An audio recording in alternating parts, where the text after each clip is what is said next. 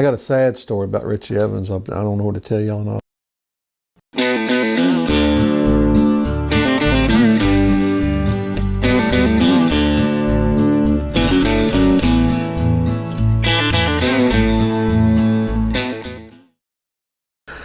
It was 1985, and I was a struggling bush driver, like so many of us were, and we were there practicing that week, and I didn't have radios. I had a wiring harness in my car, but I didn't have two-way radios. I just didn't have money enough to have them, or I couldn't afford them. I went up to Richie Evans, and as everybody knows, Richie Evans was the Dale Earnhardt of Northeast modified racing, and I watched Richie at Martinsville kick everybody's butt every time he come down there, it seemed like. I walked up to Richie and introduced myself to him. I said, Richie, I'm Rick Mast, and so forth. I said, I don't have any radios. I got a wiring harness. I said, y'all run first Sunday before our late model cars or the bush cars, or yeah. I said, would you rent me your radios? And he looked at me kind of strange, and because he didn't know me from Adam, right? And we struck up a conversation, and the time was all said and done, Richie agreed to rent me his radios after his race. I mean, and this is like the Pope blessing you. You got to understand me. Richie stood like this much higher than everybody in that garage area, and he blessed me. He said, yeah, I'll do that. So Sunday morning of the race, I went up to Richie, and my guys were working out the logistics of how to make this work. And also I had to use Richie's helmet because his helmet had the speaker built in the helmet. So I had to actually use his helmet. We didn't have the earplugs at that time.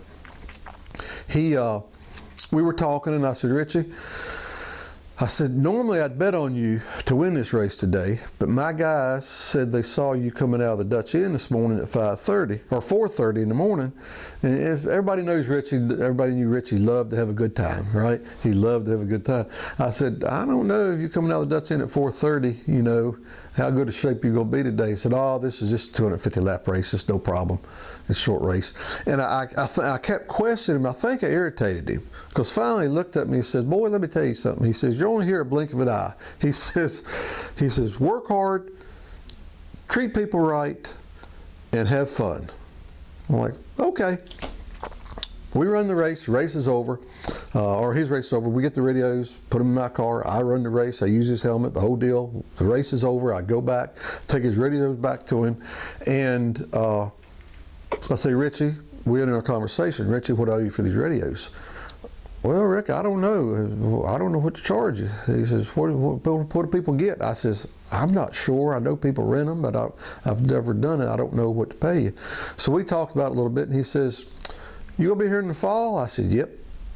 He said, tell you what, meet me at the Dutch Inn on Saturday night and buy me a beer, and we'll call this even. I'm like, cool, that sounds good. So we go back for the fall race, and the modifieds are practicing before we're on the track. They're out there running. Richie comes out of turn 2, goes down the back straight, goes into turn 3. His left front wheel kicks out, it locks up, he hits the wall. We lost Richie Evans, man. I'm like, ah. And the first thing that thought in my mind, the first thought I had when that happened, work hard, treat people right, and be happy. And I've always carried that.